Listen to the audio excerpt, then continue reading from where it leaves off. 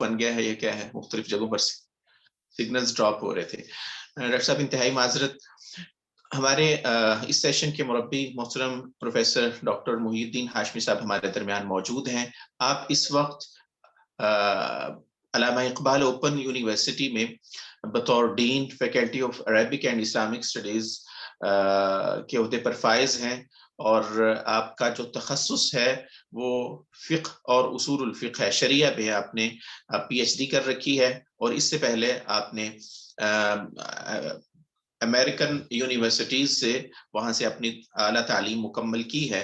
آپ کا تخصص اگرچہ شریعہ اور اصول فقہ اور اصول الفقہ ہے، لیکن اللہ تعالیٰ نے آپ کو یہ صلاحیت دے رکھی ہیں کہ مختلف موضوعات پر، خاص طور پر جو اسلام سے متعلقہ موضوعات ہیں، فائنانس سے متعلقہ موضوعات ہیں، تربیہ سے متعلقہ موضوعات ہیں، آپ کو دعوت دی جاتی ہے۔ انٹرنیشنل سیمینارز میں، انٹرنیشنل کانفرنسز میں آپ کو بطور گیسٹ اسپیکر بلایا جاتا ہے۔ اسلامک یونیورسٹی میں بھی آپ تشریف لاتے ہیں، ہائر اسٹڈیز اور پوسٹ ڈاک کے جو پروگرامز ہیں اس میں آپ کو ریسرچ میتھڈالوجی اور دیگر موضوعات پر گفتگو کے لیے آپ کو مدعو کیا جاتا ہے۔ ہم ان کا شکریہ ادا کرتے ہیں کہ انہوں نے جو اسلامی تربیتی پروگرام جو طلباء اور طالبات جو پاکستانی جامعات کے طلباء کے لیے منعقد کیا جا رہا ہے، اس کے لیے آپ نے وقت نکالا۔ ڈاکٹر صاحب کا موضوع ہے نوجوانوں کی کردار سازی سیرت طیبہ کی روشنی میں۔ تو انشاءاللہ میں بغیر آپ کے اور ان کے درمیان حائل ہوئے بڑے ادب کے ساتھ ان سے ملتمس ہوں کہ وہ تشریف لائیں اور ہمارے نوجوان طلباء اور طالبات سے گفتگو فرمائیں۔ آپ کا یہ سیشن انشاءاللہ 45 منٹ کا ہوگا، اور اس کے بعد 10 منٹ کے سوال و جواب کی نشست ہوگی۔ محترم professor doctor Mohiuddin Hashmi, dean faculty of Arabic and Islamic studies, Allama Iqbal open university. بسم اللہ الرحمن الرحیم، الحمد للہ رب العالمین، والصلاة والسلام علی اشرف الانبیاء والمرسلین وعلی آلہ واصحابہ اجمعین۔ السلام علیکم ورحمۃ اللہ وبرکاتہ۔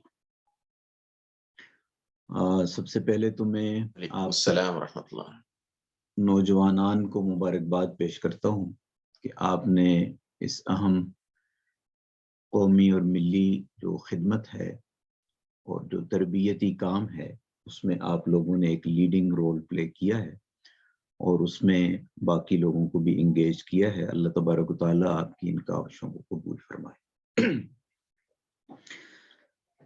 آج کا موضوع جیسا کہ آپ جانتے ہیں، نوجوانوں کی کردار سازی اور سیرت طیبہ کی روشنی میں ہدایات کیا ہمیں ملتی ہیں، اس حوالے سے اس پر ہم نے کچھ گزارشات کرنی ہیں۔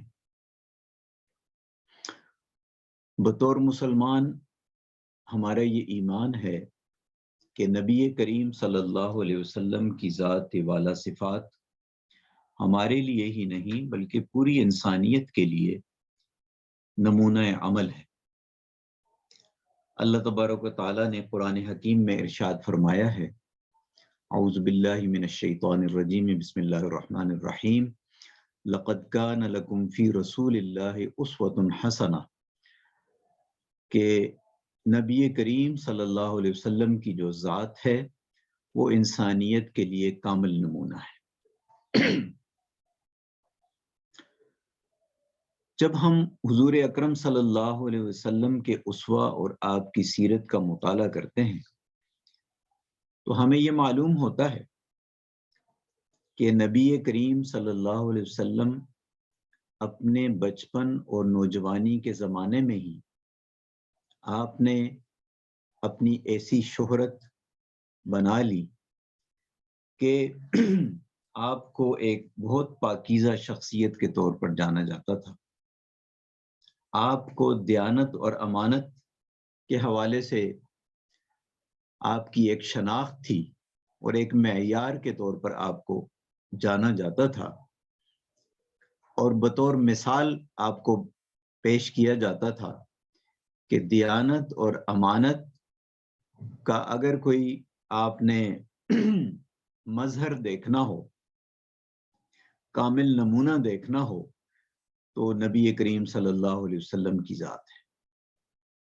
ہم یہ دیکھتے ہیں کہ نبوت ملنے سے بہت پہلے، جب آپ کی عمر 25 سال کے قریب تھی، تو آپ کاروبار کے سلسلے میں آپ اپنے چچا کے ساتھ جاتے تھے، اور آپ نے اس شعبے میں بھی اپنا ایک ایسا نام اور مقام بنا لیا، اور اپنی دیانت کا آپ نے ایسا شہرہ قائم کر لیا کہ حضرت خدیجہ رضی اللہ عنہا نے اس شہرت کو سن کر آپ کے ساتھ کاروبار کا آغاز کیا، اور بالآخر آپ کی شخصیت سے اس قدر متاثر ہوئیں کہ آپ کو پیغام نکاح بھیجا اور آپ کے ساتھ آپ نے شادی فرمائی۔ اسی طرح ہم یہ دیکھتے ہیں کہ نبی کریم صلی اللہ علیہ وسلم نے جب اعلان نبوت کیا تب بھی اپنی اسی نوجوانی اور جوانی کی زندگی کو پیش کیا۔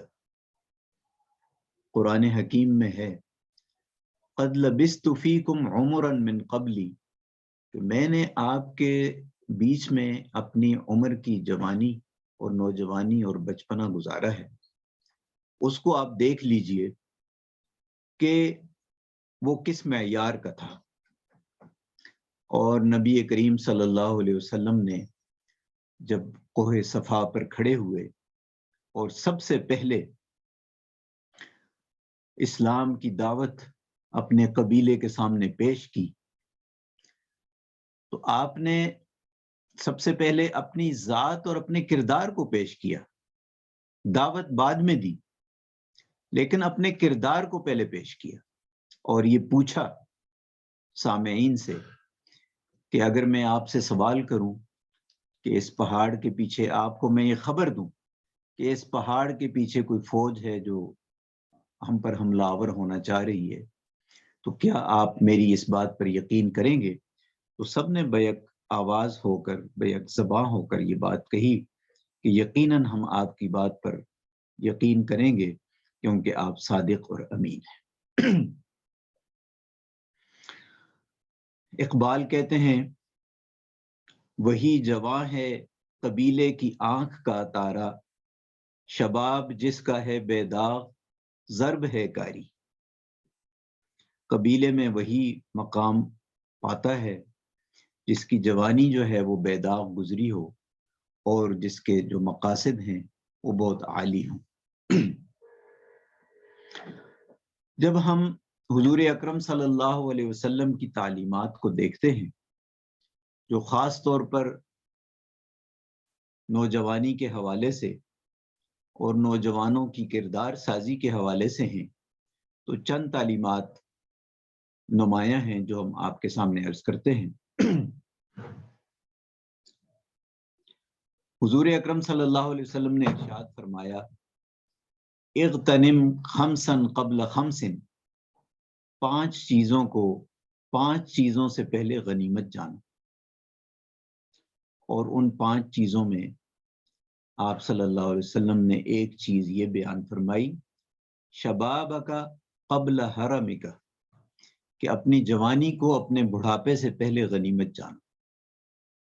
یہ ایک ایسی چیز ہے جو دوبارہ ہاتھ نہیں آئے گی، اور بعد کا پچھتاوا کسی کام نہیں آئے گا۔ اسی طرح نبی کریم صلی اللہ علیہ وسلم نے یہ ارشاد فرمایا کہ قیامت کے روز 7 لوگ ایسے ہوں گے جو اللہ تبارک و تعالیٰ کے سائے کے نیچے ہوں گے، جب کوئی سایہ نہیں ہوگا، اس وقت صرف عرش کا سایہ ہوگا۔ اس سائے کے نیچے 7 قسم کے لوگ ہوں گے۔ سبعۃ یظلہم اللہ فی ظلہ یوم لا ظل الا ظلہ، اور اس میں ایک آپ نے یہ فرمایا شاب نشأ فی عبادت ربہ، وہ نوجوان جو اللہ کی عبادت میں جوان ہوا۔ اسی طرح نبی کریم صلی اللہ علیہ وسلم نے یہ بھی ارشاد فرمایا کہ قیامت کے روز جو سوال ہوں گے ان میں ایک اہم سوال یہ ہوگا کہ تم نے جوانی کو کہاں لگایا ہے۔ جوانی سے متعلق بھی سوال ہوگا، جو 5 سوال کیے جائیں گے۔ تو یہ ان تعلیمات سے یہ ہمیں پتہ چلتا ہے کہ نبی کریم صلی اللہ علیہ وسلم نے نہ صرف اپنا نمونہ ہمیں پیش کیا ایک پاکیزہ جوانی کی شکل میں، ایک دیانت اور امانت کے پیکر کی شکل میں آپ نے ہمیں اپنی نوجوانی اور جوانی پیش کی، بلکہ جو تعلیمات دیں وہ بھی یہی کہ نوجوانی ایک ایسا وقت ہے جو انسانی زندگی کا سب سے قیمتی اور قابل عمل، جس میں انسان کی قوت کار بہت زیادہ ہوتی ہے اور انسان کی جو طاقتیں اور قوا ہیں وہ بہت اپنے عروج پہ ہوتے ہیں۔ اس وقت انسان کی کارکردگی بہت اعلیٰ ہوتی ہے، اس لیے اس وقت کا جو اس کا کام ہے وہ اس کے ہمیشہ پوری زندگی کام آتا ہے۔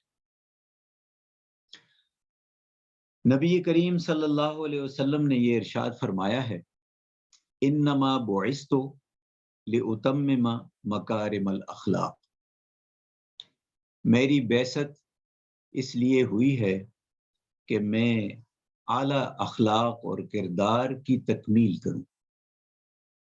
تو اس سے ہمیں یہ معلوم ہوتا ہے کہ نبی کریم صلی اللہ علیہ وسلم کی بعثت کے مقاصد میں سے ایک یہ ہے کہ آپ اعلیٰ اخلاق کی ترویج کریں اور اس کے لیے اپنا نمونہ بن کر دکھائیں۔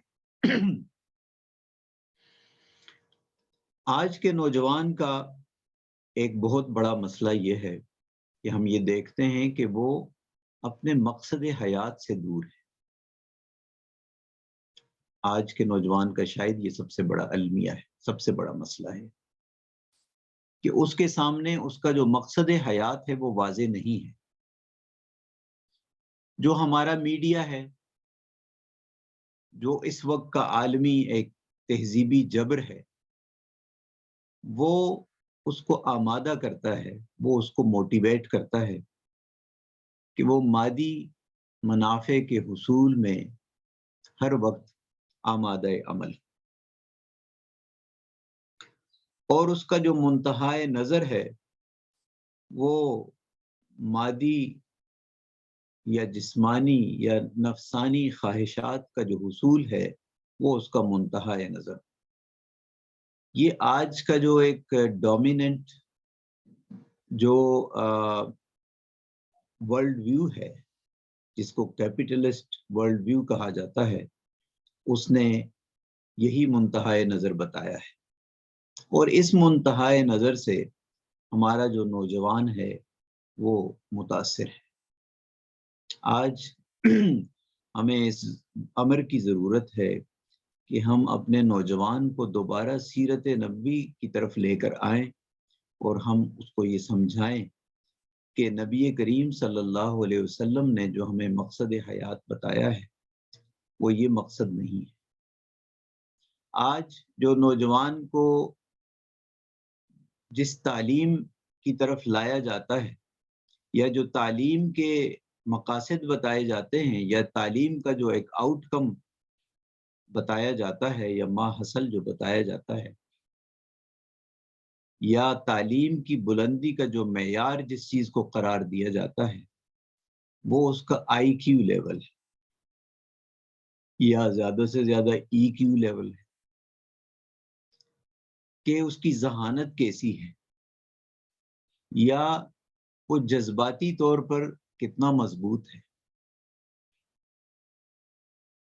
یہ بھی ایک اعلیٰ مقاصد شمار کیے جاتے ہیں، لیکن اس کے ساتھ ساتھ اس چیز کو نظر انداز کیا جاتا ہے کہ کیا ہمارا جو نظام تعلیم ہے وہ اس کو اس کے مقصد حیات کے ساتھ جوڑتا ہے۔ یہ چیز ایک مسنگ ایلیمنٹ ہے جو ہمارے نظام تعلیم میں ہے، اور سیرت طیبہ ہمیں یہ سبق دیتی ہے کہ اپنی زندگی کو مقصد حیات کے ساتھ جوڑنا ہے، اور مقصد حیات کے ساتھ جو چیز جوڑتی ہے اس کو آج ہم ایس کیو کہہ سکتے ہیں یا اسپرچول کوشنٹ۔ یہ سب سے اہم چیز ہے، آئی کیو سے بھی اہم ہے، ای کیو سے بھی اہم ہے، اور یہ جو اسپرچول یا سوشل ایک سوشل بھی کہا جاتا ہے، ایس کیو کا ایک مراد یہ بھی لیا جاتا ہے لیکن اگر ہم سیرت نبوی سے اس کا جائزہ لیں تو ایس کیو سے ہم مراد اس کی روحانی بالیدگی لیں گے، اور اس سے مراد یہ لیا جاتا ہے کہ انسان کی جو زندگی ہے یا انسان کی جو فکر ہے وہ اس کے مقصد حیات کے ساتھ جڑی ہوئی۔ سیرت نبوی ہمیں کیا بتاتی ہے، نوجوان کو کیا اس کا مقصد حیات بتاتی ہے، لیکن یہ مقصد حیات سمجھنے کے لیے کچھ فرصت کے لمحات چاہیے۔ جو ہمارا سرمایہ دارانہ نظام یہ فرصت اس کو مہیا نہیں کرتا۔ ہمارا جو سرمایہ دارانہ ورلڈ ویو ہے اس کا ڈیزائن ایسے بنا ہوا ہے کہ وہ ڈیزائن آپ کو آپ کے بنیادی جو سوالات ہیں، جو فطری سوالات ہیں، ان پر غور کرنے کے لیے موقع ہی فراہم نہیں کرتا۔ آپ کو اشتہار کے ذریعے یہ بتایا جاتا ہے کہ فلاں چیز بھی ضروری ہے، فلاں چیز بھی ضروری ہے، فلاں چیز بھی ضروری ہے۔ مادی چیزوں کی انسانی زندگی میں حد درجہ اہمیت بڑھا دی گئی ہے۔ غیر فطری طور پر مادی چیزوں کی اہمیت اور ضرورت کو بڑھا چڑھا کر پیش کیا جاتا ہے، اور پھر اس کے ساتھ ساتھ آپ کا وقت کنزیوم کیا جاتا ہے۔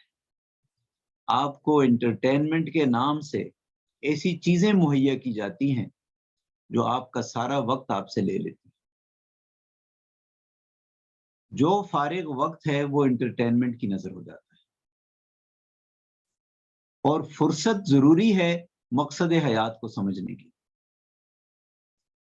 یہ ایک انٹیلیجنٹ ڈیزائن ہے جو بنایا گیا ہے آج کی نوجوان نسل کو ٹریپ کرنے کے لیے، اور یہ جو انٹیلیجنٹ ڈیزائن ہے اس میں بلکہ انٹرٹینمنٹ بھی مقصد نہیں ہے۔ انٹرٹینمنٹ تو اس لیے دی جاتی ہے تاکہ اس کے بغیر آپ ان کا اشتہار نہیں دیکھیں گے۔ اشتہار دکھانے کے لیے ضروری ہے کہ آپ کو انٹرٹینمنٹ دی جائے، ورنہ تو آپ اشتہار کے لیے نہیں بیٹھیں۔ وہ مجبوری کے طور پر ایک انٹرٹینمنٹ کے نام سے میڈیا ہر وقت آپ کے سامنے پیش ہے، تاکہ آپ کو ان مادی چیزوں کی اہمیت سے روشناس کرایا جا سکے جو ہمارے لیے اس قدر ضروری نہیں، تاکہ ہم اپنی زندگی کی تمام توانائیاں ان مادی وسائل کو حاصل کرنے میں خرچ کر دیں، اور اپنے زندگی کے جو بنیادی مسائل ہیں، جو بنیادی سوالات ہیں، اپنی زندگی کا جو بنیادی مقصد ہے اس کو سوچنے کے لیے، اس پہ غور کرنے کے لیے ہمارے پاس وقت ہی باقی نہ بچے۔ اب جب آپ کو مادی چیزوں کی ضرورت یا ہوس بڑھتی جائے گی تو یقیناً پھر انسان سوچتا ہے کہ میں اگر اس وقت 8 گھنٹے کام کرتا ہوں تو ان ضروریات کو پورا کرنے کے لیے جو مصنوعی ضروریات ہم پر لاگو کر دی گئی ہیں اس کے لیے تو 8 گھنٹے کا کام ناکافی ہے، اس کے لیے تو 16 گھنٹے یا 18 گھنٹے کام کریں گے تو یہ مادی خواہشات پوری ہوں۔ اور پھر اس کے ساتھ ساتھ یہ کہا جاتا ہے کہ کوئی نہیں، اگر آپ کے پاس اتنے وسائل نہیں ہیں کہ آپ اپنی ان خواہشات کو پورا کر سکیں تو کوئی حرج کی بات نہیں ہے، ہم آپ کو قرض مہیا کرتے ہیں، آپ اپنی ان خواہشات کو پورا کر لیں، اور پھر قرض کے نام سے آپ کو جو چیز دی جاتی ہے اور اس پہ استحصال کیا جاتا ہے اور اس کے عوض جو سود وصول کیا جاتا ہے، جب آپ اس چکر میں آ جاتے ہیں تو آپ کو پھر مزید محنت کرنی پڑتی ہے اور اس مادی فوائد کو حصول کے لیے اپنی تمام زندگی کو اس پہ لگا دینا ہوتا ہے۔ یہی پورا ایک سائیکل ہے جو سرمایہ دارانہ نظام ہمیں بتاتا ہے، اور اس ساری کا مقصد یہ ہے کہ آپ کو آپ کے مقصد حیات سے کاٹا جائے۔ سیرت نبوی ہمیں یہ بتاتی ہے اور جو ہمارے نظام تعلیم کو بھی یہ بتانا چاہیے کہ آئی کیو، ای کیو بھی اہم ہیں، لیکن شخصیت کی تعمیر یا انسانی کردار اس وقت تک کامل نہیں ہوتا جب تک اس کے ساتھ ایس کیو شامل نہ ہو، کہ انسان اپنے مقصد حیات کے ساتھ جب تک نہ جڑ جائے تب تک ایک کامل انسان نہیں بنتا۔ ایک مشین کا پرزہ تو بن سکتا ہے، لیکن اشرف المخلوقات جس کو اللہ تبارک و تعالیٰ نے کہا ہے، اور کہا ہے کہ لقد خلقنا الانسان فی احسن تقویم، احسن تقویم پہ ہم نے پیدا کیا، اور اللہ تبارک و تعالیٰ کی جو تخلیق ہے اس میں ایک ماسٹر پیس کے طور پر اس کو بنایا ہے، اور اس دنیا میں اللہ تبارک و تعالیٰ نے اس کو اپنا خلیفہ اور نائب بنایا ہے۔ تو ان اعلیٰ مناصب تک پہنچنے کے لیے ضروری ہے کہ انسان اپنے مقصد حیات کے ساتھ جڑ جائے۔ سیرت نبوی سے اور قرآن حکیم کی روشنی میں جو ہمیں معلوم ہوتا ہے کہ ہمارا مقصد حیات کیا ہے، تو دو چیزیں ہمیں معلوم،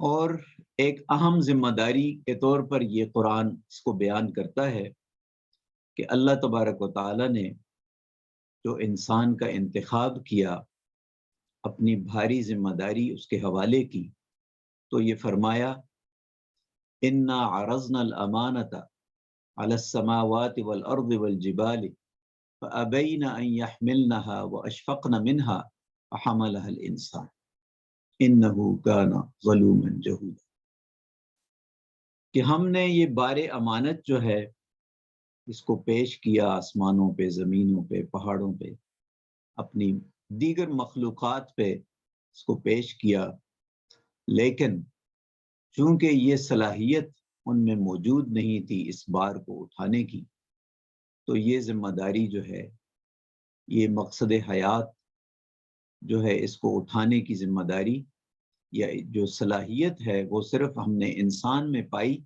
تو اس لیے یہ جو ذمہ داری ہے ہم نے اس کے سپرد کی۔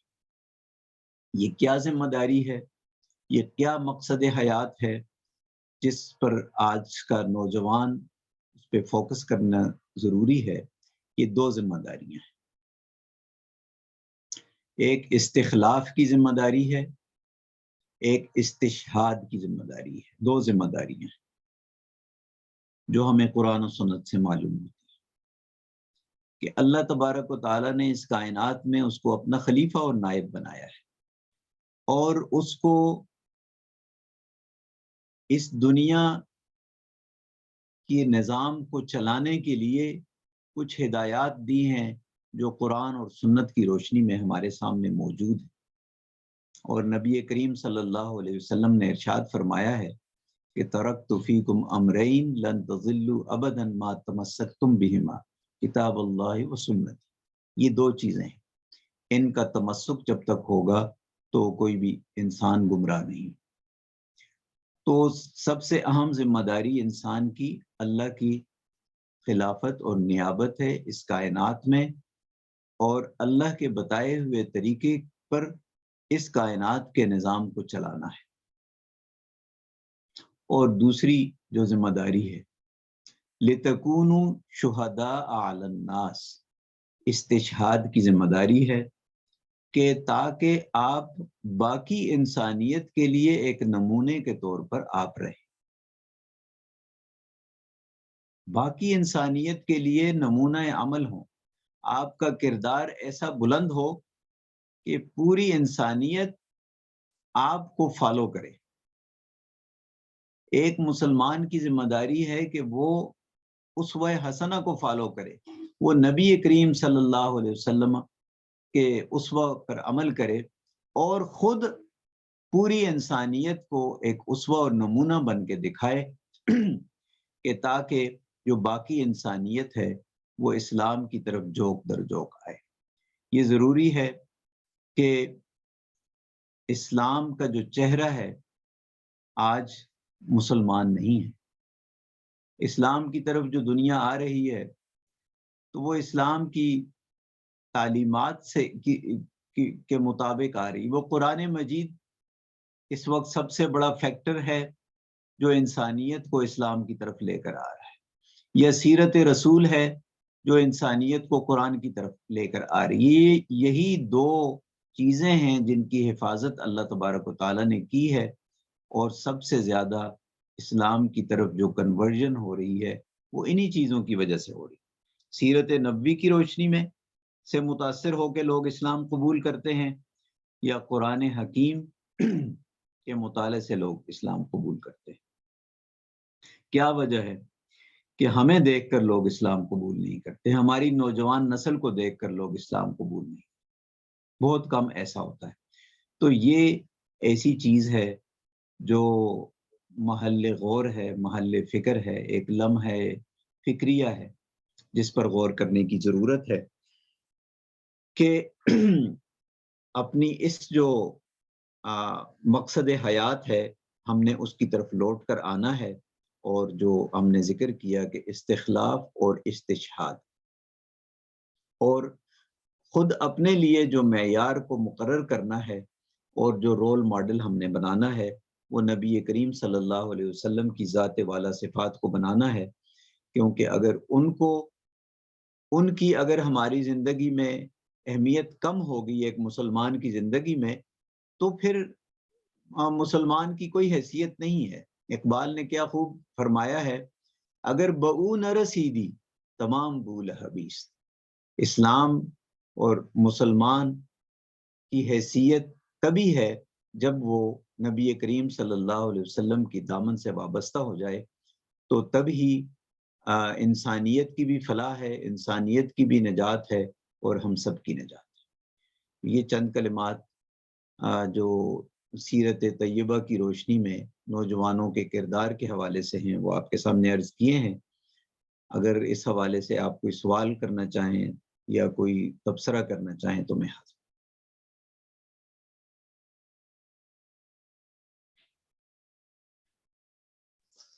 جی ڈاکٹر صاحب بہت شکریہ آپ کا. فورم اوپن ہے، اگر کوئی سوال کرنا چاہے سامعین میں سے، ہمارے شرکاء میں سے، تو آصف علی اپنا مائک اوپن کیجیے اور سوال کر لیجیے آپ.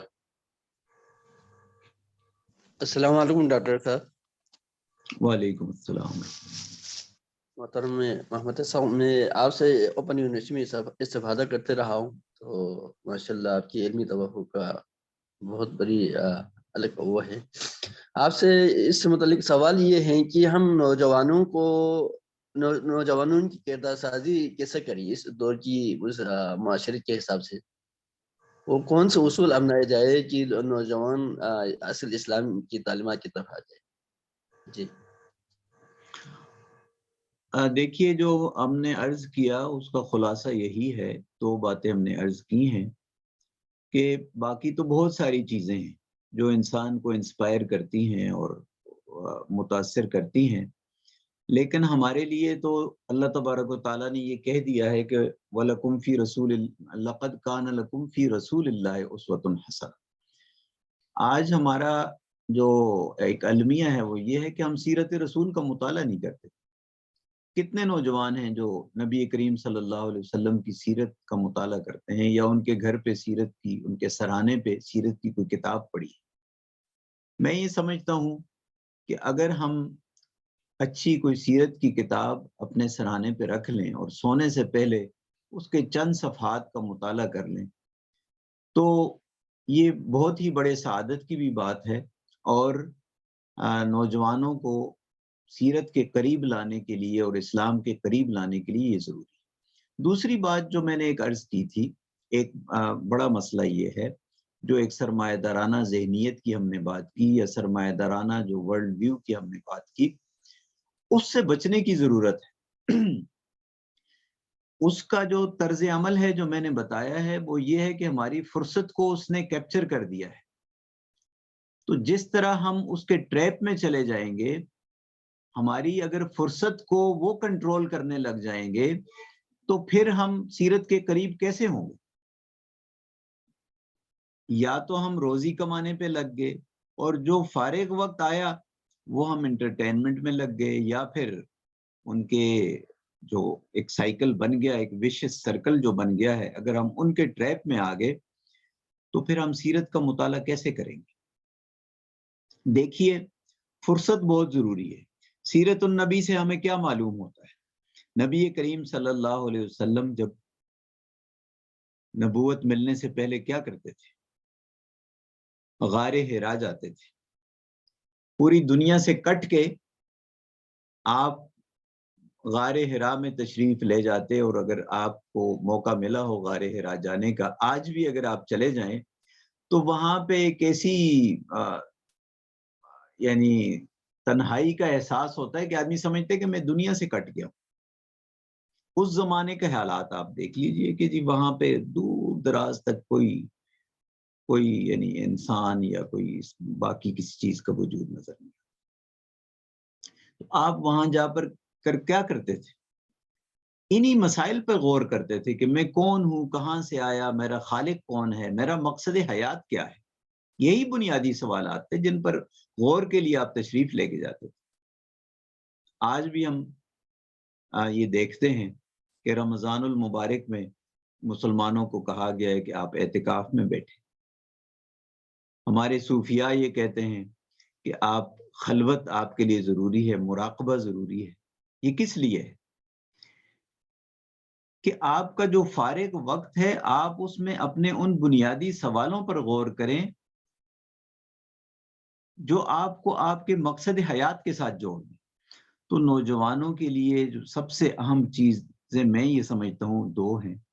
ایک، سیرت النبی کا مطالعہ کریں، اس کو ہر روز اس کا کچھ حصہ چاہے ایک صفحہ ہی مطالعہ کریں، لیکن سونے سے پہلے ایک صفحہ ضرور سیرت رسول کا مطالعہ کریں۔ دوسری چیز یہ کہ اپنے فرصت کے لمحات کو ضائع نہ کریں، بلکہ اس میں کوئی بھی ہیلدی ایکٹیویٹی، کوئی بھی کریٹیو ایکٹیویٹی، کوئی بھی اصلاحی کام، کوئی بھی انسانیت کی فلاح کا کام اس میں کر لینا چاہیے۔ اس سے اس کی تعمیر شخصیت بھی ہوگی، اس کا کردار بھی بلند ہوگا، اور سیرت رسول کے ساتھ اس کا ایک تعلق بھی قائم ہوگا۔ جی سر، جزاکم اللہ۔ یہ شاذلی کس نام سے طالب علم ہے، سوال کر لیجئے، آپ مائک اوپن کیجئے۔ السلام علیکم ورحمۃ اللہ وبرکاتہ۔ وعلیکم السلام۔ استاد صاحب، آپ کے پاس پڑھنے کا کچھ وقت ملا، اللہ تعالیٰ آپ کو عمر درازی، عمر خضری بالخیر عطا فرمائے۔ آپ نے ماشاءاللہ بہت اچھا اس حوالے سے ارشاد فرمایا۔ تو میں ایک اسٹوڈنٹ ہوں، ابھی ایم فل کر رہا ہوں، تو فیوریٹ ایریا تو میرا فقہ ہے۔ اب اس میں اکارڈنگ ٹو مائنڈ کہ اس چیز سے ہٹتے ہوئے کہ جی تھیسس کرنا ہے، کلیئر کرنا ہے، لیکن آیا کہ سیرت کے ایسے کون سے یعنی ماخذ لیے جائیں، جیسے ڈاکٹر شبلی نعمانی علیہ رحمہ کی کتاب ہے سیرت النبی، یا اس کے علاوہ کون سی اور کسی کتاب کا مطالعہ کیا جائے کہ جس کے اندر رہتے ہوئے امت مسلمہ کو ضرورت ہو کہ جس میں ہم سیرت کا کام کر سکیں، یا سیرت کے کس پہلو کو چھیڑا جائے؟ ایک اس حوالے سے رہنمائی ارشاد فرما دیں۔ دوسرا تصویر یہ عرض کرنی تھی، آپ نے آئی کیو، ای کیو اور ایس کیو لیول کے حوالے سے ارشاد فرمایا، مائنڈ لیول کے حوالے سے، تو اگر آپ مناسب سمجھے تو ان کی ہلکی ہلکی وضاحت فرما دیں کہ آئی کیو، ای کیو اور ایس کیو سے مراد کیا ہے۔ کہ آج کل دنیا میں ذہانت کا جو پیمانہ یا معیار سمجھا جاتا ہے، یا انسان کو کہ جی کون سا انسان سب سے سمارٹیسٹ ہیومن بینگ ہے، تو یہ سمجھا جاتا ہے کہ جی وہ ایک انسان کی ذہانت کا لیول کیا ہے، اس کا میتھمیٹیکل مائنڈ کیسا ہے۔ دوسرے سادہ لفظوں میں آپ یہ کہہ سکتے ہیں کہ وہ ریاضی کے سوالات کیسے حل کر سکتا ہے، وہ جو اس کا لاجیکل مائنڈ دوسرے لفظوں میں وہ کیسا ہے، وہ چیزوں کو کیسے میمورائز کیسے کر سکتا ہے، اس کا حافظہ کیسا ہے۔ یہ چیزیں اہمیت رکھنی شروع ہو گئی ہیں ایک تعلیمی نظام میں، اور یقیناً ان کی اہمیت ہے، لیکن یہ انسان کی شخصیت کا کامل حصہ نہیں ہے۔ یہ انسان کی ایک تعلیم اور تربیت میں ایک اہم چیز ہے، لیکن اس کے ساتھ ساتھ پھر ایک اور چیز جس کو بعد میں اس کو اہم سمجھا گیا، وہ اس کا ایموشنل کوشنٹ ہے، کہ انسان جو ہے وہ اپنے ایموشنز کو کیسے کنٹرول کر سکتا ہے، مشکل حالات میں وہ کیسے اپنے آپ کو قابو میں رکھتا ہے، خوشی کے حالات میں وہ کیسے بے قابو ہونے سے بچتا ہے، مختلف طرح کے جو اس کی سچویشنز آتی ہیں اس میں اپنا توازن کیسے برقرار رکھتا ہے.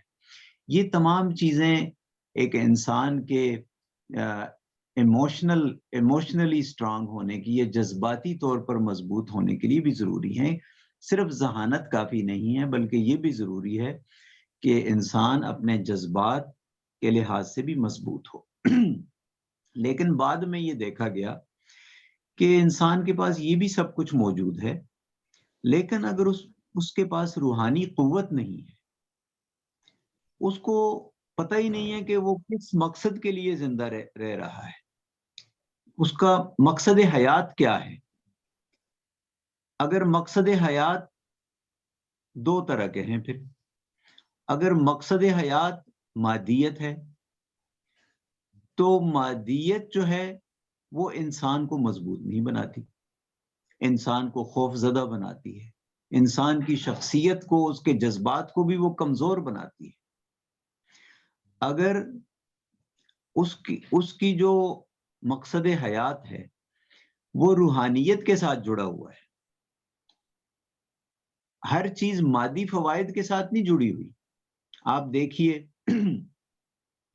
کہ انبیاء کرام آئے اور انہوں نے اپنی خدمات انجام دی، انسانیت کی فلاح کے لیے، ان کی اصلاح کے لیے رات دن محنتیں کی، قربانیاں دی، اور اس کے نتیجے میں بسا اوقات ان کو اچھا جواب نہیں ملا. واقعہ طائف دیکھ لیجئے، بے شمار چیزیں ہیں کہ نبی کریم صلی اللہ علیہ وسلم تشریف لے گئے ان کو سمجھانے کے لیے، ان کو ان کی عاقبت کو سنوارنے کے لیے، ان کو راہ ہدایت پر لانے کے لیے، ان کی خیر خواہی کے لیے آپ تشریف لے کے گئے. لیکن انہوں نے کیا سلوک کیا؟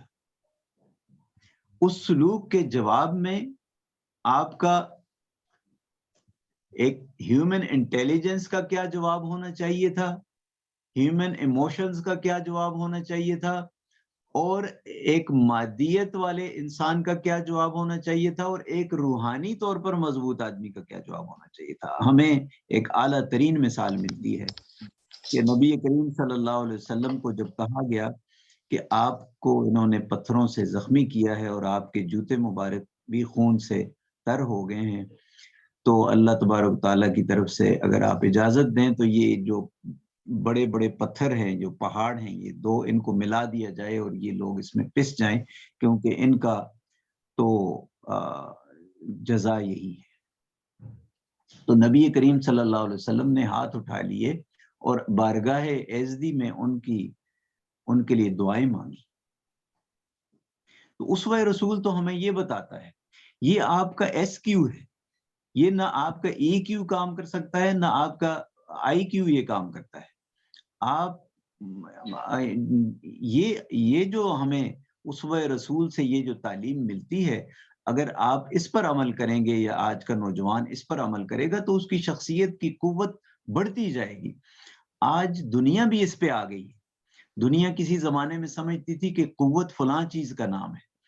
دنیا نے آج اس بات پر وہ آگے کہ نہیں، قوت دراصل فتح قلوب کا نام ہے، دلوں کو فتح کرنے کا نام ہے. آپ کے پاس بہت زیادہ وسائل ہیں، آپ کے پاس زیادہ جنگی ساز و سامان ہے، تو یہ قوت نہیں ہے. اصل قوت تسخیر قلوب ہے، اور تسخیر قلوب ایک روحانی قوت کے بغیر آپ کو حاصل نہیں ہوتی. نبی کریم صلی اللہ علیہ وسلم کے پاس کون سی طاقت تھی؟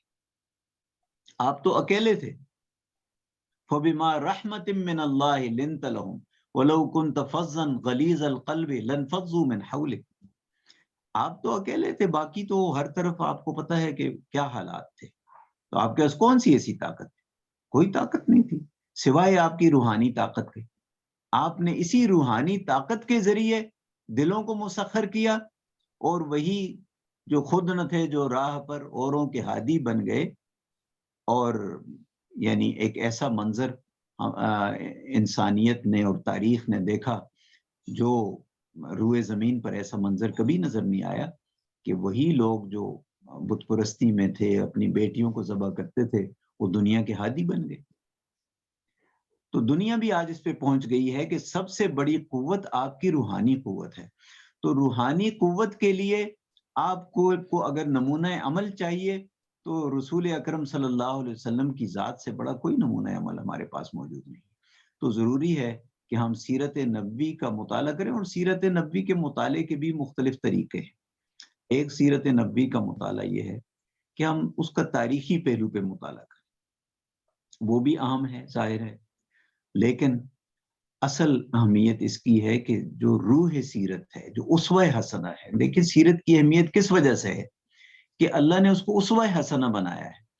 تو سیرت کی وہ چیزیں جو اسوہ حسنہ کے طور پر، جو آپ کے لیے ایک جو سبق دیتی ہیں زندگی کے لیے، عملی زندگی میں جو سبق، جو چیزیں فراہم کرتی ہیں، جو کردار سازی سے متعلق آپ کا طرز عمل ہے نبی کریم صلی اللہ علیہ وسلم کا، ان چیزوں کو دیکھنے کی ضرورت ہے. سیرت النبی پر بہت ساری کتابیں ہیں، بے شمار چیزیں ہیں. کوئی بھی اچھے سے مصنف کی کتاب میں آپ دیکھ کے کر سکتے ہیں. ایک شعبہ ہے جس کو فقہ السیرہ کہا جاتا ہے. فقہ اس معنی میں یہاں استعمال نہیں ہوتا جو عام طور پر ایک معنی ہے کہ جس میں فقہی مسائل مراد ہوتے ہیں یا احکام مراد ہوتے ہیں. فقہ السیرہ سے مراد یہ ہے کہ نبی کریم صلی اللہ علیہ وسلم کی سیرت کا بیان اس انداز میں ہو کہ اس میں ہمارے لیے جو نمونہ عمل کی چیزیں ہیں وہ واضح کیے جائیں. آپ کے جو واقعات کا بیان ایسا ہو کہ اس سے ہمارے لیے کیا سبق نکلتا ہے، وہ چیزیں ہمارے سامنے آئیں. تو فقہ السیرہ سے متعلق جو چیزیں ہیں، رمضان البوتی کی کتاب ہے، اسی طرح الغزالی کی کتاب ہیں، فقہ السیرہ کے حوالے سے چیزیں ہیں، ان کو دیکھ لیا جائے. اور سیرت پہ تو یعنی اتنا بڑا ذخیرہ ہے کہ جس کی کوئی حد نہیں. کوئی بھی اچھے مصنف کی کتاب ہو، آپ اس کو زیر مطالعہ رکھیں تو انشاءاللہ یہ چیزیں بہتر ہوں. جی ڈاکٹر صاحب، professor doctor Mohiuddin Hashmi صاحب، جزاکم اللہ خیرہ، رفع اللہ قدرکم و احسن الیکم و جزاکم خیرہ. آپ نے اپنی مصروفیات میں سے وقت نکالا اور ہمیں وقت دیا. اللہ تعالیٰ آپ کو اس کا بہترین اجر جزیل عطا فرمائے.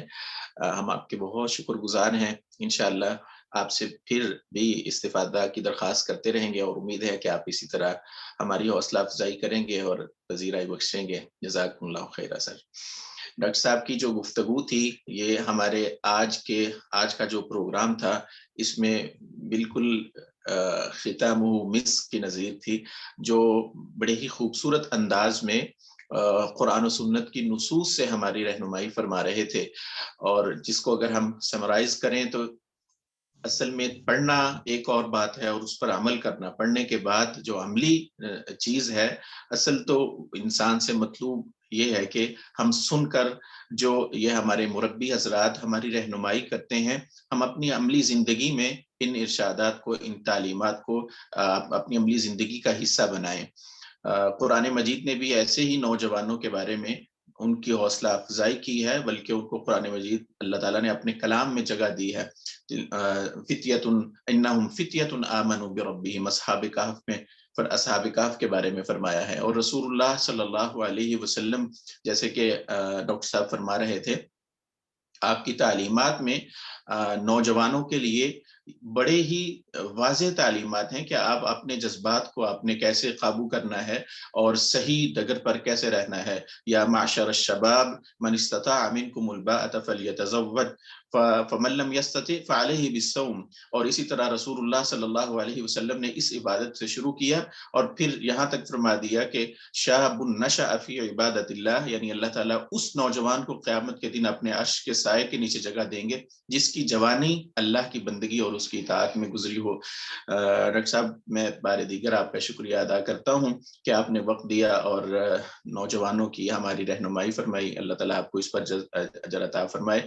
آج کے اس دن کا ہم اختتام کرتے ہیں. پھر میں اسی اعلان سے کروں گا کہ آج کا جو آخری سیشن ہے آج کے دن کا، چونکہ وقت کے اختلاف کی وجہ سے کہ جو ہمارے نیکسٹ لیکچر مربی اور اسپیکر ہیں ان کا تعلق امریکہ سے ہے, انہوں نے وہاں سے آن لائن ہونا ہے. تو انشاءاللہ آج کا آخری سیشن شام کو 7 بجے ہوگا, اس سے 5-7 منٹ پہلے ہم گروپ میں اس کا دوبارہ اس جوائن کو فورم کو جوائن کرنے کا جو لنک ہے وہ آپ کو بھیج دیں گے, اور امید ہے کہ آپ انشاءاللہ اپنی مصروفیات کو اسی طرح ڈیزائن کریں گے تاکہ آپ بر وقت اس میں شرکت کر سکیں.